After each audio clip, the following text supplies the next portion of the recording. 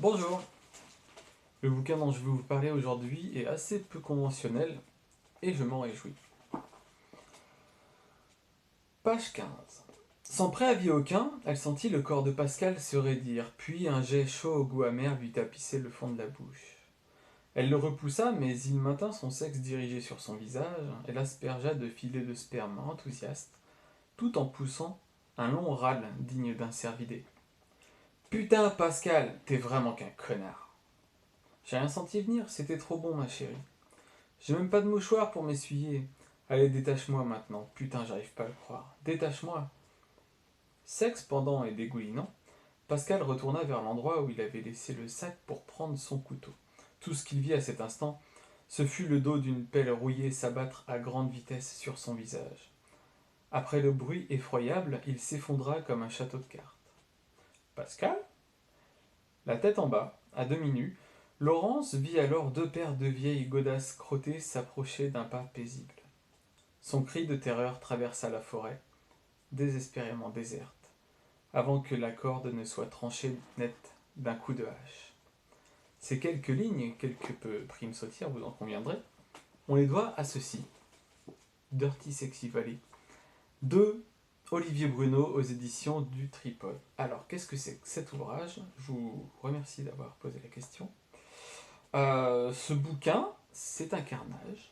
Euh, c'est une espèce de livre à la fois orgiaque et horrifique, dans lequel se mêle à la fois la pop culture et le cinéma d'horreur, la pornographie, enfin bref, tout un tas de choses assez sympathiques en soi. C'est complètement barré, c'est n'importe quoi. C'est vraiment une lecture estivale complètement indiquée, c'est léger. Je dis que c'est indiqué, mais en même temps, c'est pas forcément conseillé à tout type de public, compte tenu de la contenance horrifique et hautement pornographique du contenu, n'est-ce pas?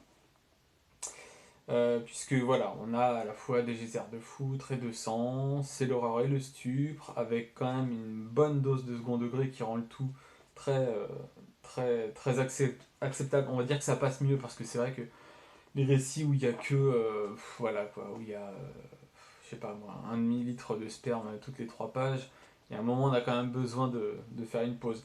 Là ça passe assez bien, bon il y aura quand même peut-être des moments où vous aurez besoin de faire un break, mais c'est quand même sympathique, grosso modo. Alors, le pitch, c'est quoi? Le résumé, c'est l'histoire d'une bande de joyeuseries, en fait. Ce sont des étudiants qui viennent d'achever leur cursus universitaire et qui, afin de sceller leur amitié de par-delà les vies qu'ils vont mener après la fac, voilà, et par-delà leur séparation, en fait, afin de sceller donc leur amitié, ils décident d'organiser une orgie.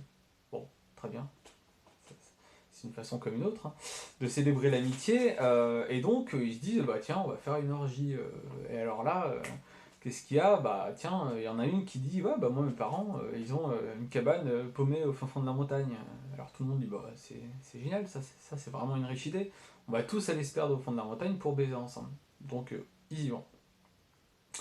Donc bon, évidemment, ce qui se passe, c'est que ce qu'ils n'avaient pas prévu, c'est que au milieu de la montagne, au cœur des pinèdes, ils sont très isolés. Et les seuls voisins qu'ils ont, bah, en fait, c'est une espèce de famille complètement frabadin, composée de deux frères qui sont bah, des monstres, pour le dire assez sommairement. On va dire qu'ils ont des méthodes de séduction pour le moins avancées. Hein. Euh, et puis, voilà, ils sont aussi sous la coupe d'une mère complètement cintrée pour le coup.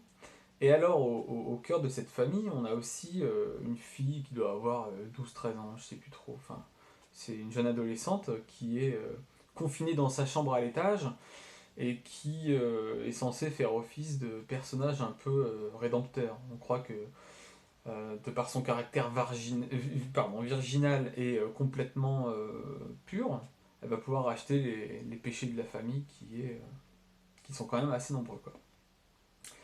Donc il n'en est pas grand chose puisqu'elle aussi va découvrir tout ce qui a trait au fantasme et compagnie. J'en dis pas beaucoup plus parce qu'après ça risque de saper un petit peu l'enthousiasme qu'on pourrait avoir autour de ce livre. Et donc la trajectoire de cette famille de frappadingue avec celle de ce groupe de jeunes étudiants, plus celle d'un couple, c'est un peu l'histoire que je viens de lire, enfin, en préliminaire, on va dire. Donc ce sont trois trajectoires qui vont se croiser et qui vont donner lieu à vraiment tout et n'importe quoi. Voilà, ça va donner lieu à un sacré petit carnage. Donc qu'est-ce que ça peut être? À quoi on peut le résumer? On peut dire que c'est La cabane dans les bois, version Marc Dorcel, de l'horreur, du cul, voilà, mais c'est exactement ça. C'est quatrième de couverture, tu aimes l'horreur? Oui. Tu aimes le cul? Oui. Si je te dis God tronçonneuse, ça te fait peur? Non. Tu veux lire Dirty Sexy Valley? Oui, je le veux. Donc si c'est à peu près votre... voilà, si ça vous enthousiasme, ça peut être une lecture recommandée.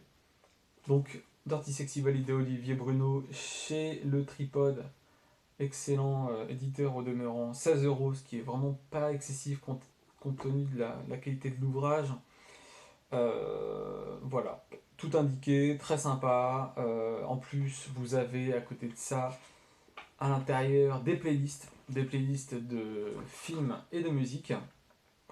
Voilà, donc on a du Kim Wilde, du Pink Floyd, et du Roy Ayers, entre autres pour la musique. Et puis on a toute une ribambelle de films un peu trashy, voilà, Wolf Creek notamment, The Cabin in the Woods. Ça vous donnera très certainement, Eden Lake aussi, et ça vous donnera très certainement l'envie de vous replonger un petit peu là-dedans. Donc voilà, si vous cherchez un truc léger et bien jouissif, bien récréatif, foncez et à bientôt!